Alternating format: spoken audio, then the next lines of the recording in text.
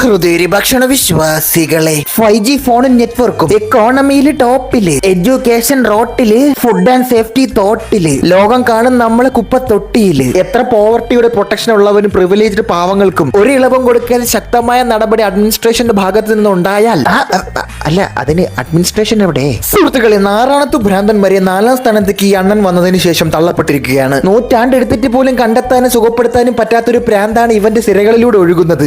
എന്റെ കണ്ണിപ്പെട്ട ഒരു തെറ്റിപ്പൂലും തേൻ നുകരാതെ ഞാൻ വിട്ടിട്ടില്ല. ആൻഡ് ഫൈനലി ഒരുത്തൻ ഇതൊരു ഗ്ലാസ് എങ്കിലും കുടിച്ചല്ലോ. എന്റെ ജീവിതത്തിൽ ഞാൻ കുടിച്ച മുഴുവൻ തേനും ആ ഗ്ലാസിന്റെ അടിത്തട്ടിൽ മയങ്ങും. ഇതൊരു മോട്ടിവേഷനായി ഞാൻ എടുക്കുന്നു. മറ്റാരും ചെയ്യാത്ത കാര്യങ്ങൾ, മറ്റാരും ചിന്തിക്കാത്തത്, സഹനശക്തിയും ക്ഷമയും ഉണ്ടെങ്കിൽ നമുക്കത് അച്ചീവ് ചെയ്യാമെന്ന്, അതിന്റെ ഫലം മധുരമുള്ളതായിരിക്കുമെന്ന് ഈ എണ്ണൻ നമുക്ക് പഠിപ്പിച്ചു തരുന്നു. ഇവന്റെ വേഷം കണ്ടിട്ട് ഇവൻ വല്ല റിട്ടയർഡ് തേനീച്ചൻ തന്നെ. Congratulations bro, you are now officially a human being. ഇവനെതിരെ CBIക്ക് കുറ്റപത്രം സമർപ്പിച്ചിട്ടുണ്ട് തേനീച്ചകൾ. ഇരുന്നിരിപ്പി തേൻ മോഷ്ടിച്ചോണ്ട് പോണ ബണ്ടി ചോറാണ് ഇവൻ. പക്ഷെങ്കിൽ നമ്മൾ ഇവന് സപ്പോർട്ട് ചെയ്യും. മനുഷ്യരാശിക്ക് ഒന്നടങ്കം വേണ്ടിയാണ് അവൻ ഒറ്റയ്ക്കിരുന്ന് പണിയെടുത്തത്.